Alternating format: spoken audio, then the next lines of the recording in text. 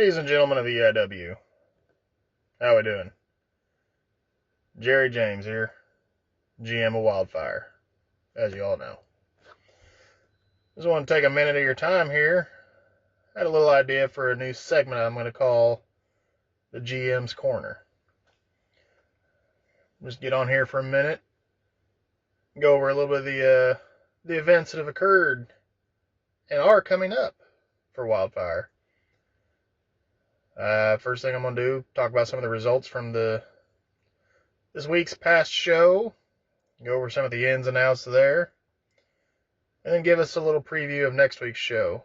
So, let's get into it. My handy little notebook here. Now, this past episode that just occurred, we saw the Forged team of TD Fox and the Omen come away with a tag team victory over the Young Wolves. A little bit of history there between TD and KD. Match that both sides wanted, and the Omen and TD came away with the victory. Moving on. We saw what was basically an eliminator match for the mixed tag team titles. We saw Razor, Parker, and Roxanne pick up the win over the Ray Dogs. And the stipulation was made before the match that if the Ray Dogs could pull it off, they would be challenging for those mixed tag titles at Sin City. But they came up a little short, and Razor and Roxanne will await new challengers. The next match of last week, bit of a surprise upset, in my opinion. El Jefe came away with a victory over Blackwood Turner. Not without controversy, though, as there was another scene on the Jumbotron from Roxanne again. I don't know if Razor and Roxanne are trying to play mind games with Blackwood Turner or what's going on here. But there was another video on the screen. And then right towards the end of the match, Roxanne came out to ringside for some reason. We're still looking into what's going on there. After that, we had Powerhouse. The big man. Number one contender for Money Mike's EIW World title.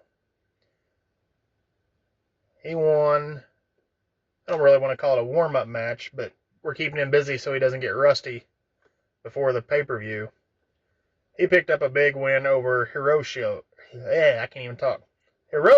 Yamashita. It was a pretty good match for two big men, and Powerhouse came away with the victory. After that, we had a busy week. Xander Cool picked up a victory over at Atticus Black. Kind of the same thing with Sander. He's the number one contender for the Intercontinental title, and we're keeping him busy so he doesn't get rusty. But the note here is Victor Venom, who I didn't even think was in the building, wasn't supposed to be there, made an appearance after the match, and appears that he still has some sort of issue with Xander Cool. I'm working on getting into further investigating that and seeing what's going on there. Then we heard from Pitt Machiavelli, and he introduced Smokey and Big Scar. And we saw the Machiavelli Mob make their tag team debut and pick up a win over former tag champions Vicious and Delicious. I'm sure there's going to be plenty of opportunities to see the Mob going forward. They are an impressive unit. And then in the main event this week, It was a strange situation, but strange situations seem to follow this guy around. Sleazy Dreams had the war for the wings against Donnie B. Sleazy was upset about some food poisoning or some bad chicken or something, and said Donnie owed him money. Donnie disagreed, yada yada. We had a match, and Donnie B came away with the victory. So Sleazy is out the money, and I guess out the date, because his date was not happy from the experience at the restaurant either. So that's a quick recap of last week's episode. Coming up next week, a little rundown of a preview here. We're going to have a couple of single matches debuts from a couple guys. We're going to have a brand new company debut. And we're going to have some good action and some pretty good matches. And there will be a title on the line this week. Beginning next week's show,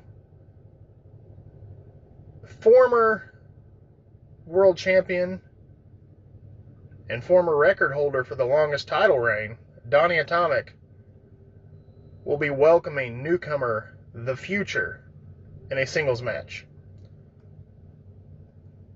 We haven't seen Donnie really much lately, and this will be a first chance to get a new look at the rookie.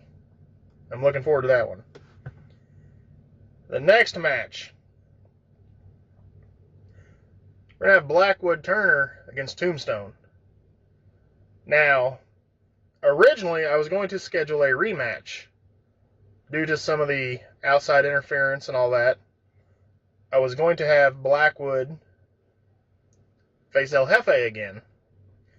But after the match, and everybody was getting checked out by medical staff, we've had to put El Jefe into protocol for concussion. He's going to be out for a week or two until we're sure he's cleared. One of those power slams from Blackwood was apparently more vicious than it looked on screen. So even though El Jefe picked up the win, he got back to the locker room. He was staggering around and feeling kind of woozy. So we've had to put El Jefe into concussion protocol. The next match, even though he's been on the show and we've seen him in action at the draft show, or not the draft show, I'm sorry, the first episode of Wildfire, Pitt Machiavelli will be making his in-ring singles match debut against the returning Austin James. This should be a good match as well. I'm looking forward to that one. After that, Victor Venom. I'm going to try to get some answers out of him of why he showed up and caused a scene with Sander again.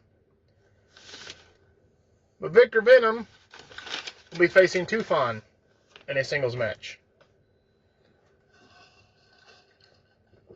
Let me wet the whistle. After that, we're hopefully going to get a little bit of a word or two from our Intercontinental Champion, Stunning Sean Franklin. And then, to make sure he is ready for the pay-per-view and not getting rusty, Sean will be taking on the rock and roller himself, Johnny Stark, in a non-title match. Now, I'm not saying this is a title eliminator or any kind of situation like that, but if Johnny could pick up the win here in this non-title match, I could definitely put him right in the running in the mix for the Intercontinental title division. Now, the co-main event and the main event going to be pretty special.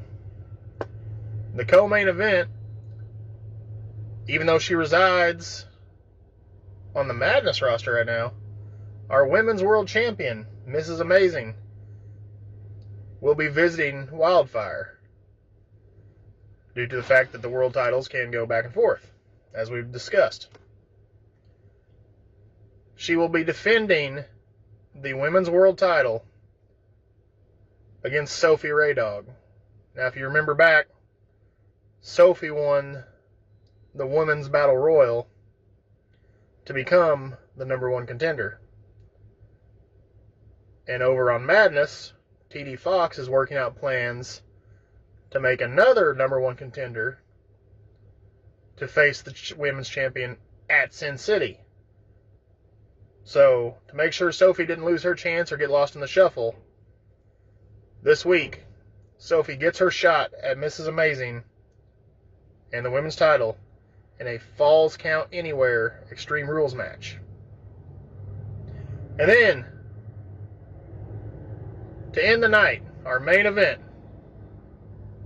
because of the history, because of the bad blood, because of this, because of that, our EIW World Champion, Money Mike, will be in a non-title match, but against TD Fox. TD Fox is Powerhouse's mentor, team leader, coach, whatever you want to call him, really. But there's a lot of history there. And Money Mike wanted this match. I think he wants to use this to show Powerhouse a lesson, or show him what's coming for him. So, Money versus TD Fox, non-title. It is a no-escape steel cage match.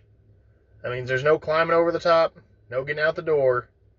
The finish must come inside the cage, in the ring. That's really about the gist of it. Appreciate your time if you sat through this and listened. And I will see you next week at the next exciting episode of Wildfire. And I hope everybody's looking forward to a lot of fun, because I know I am.